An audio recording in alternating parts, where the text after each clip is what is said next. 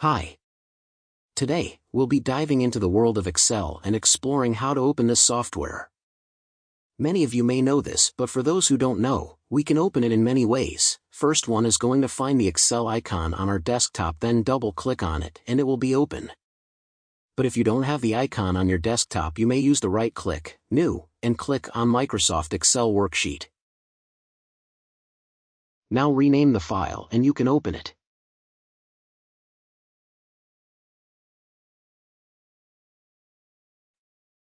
You also can click on the Start menu icon. Or press the Windows key on your keyboard to open the Start menu. You can look for Excel and click on it.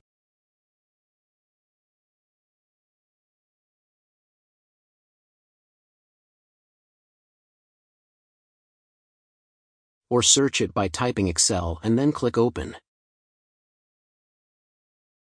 And this is how to open Excel. Remember to apply everything with us to learn better.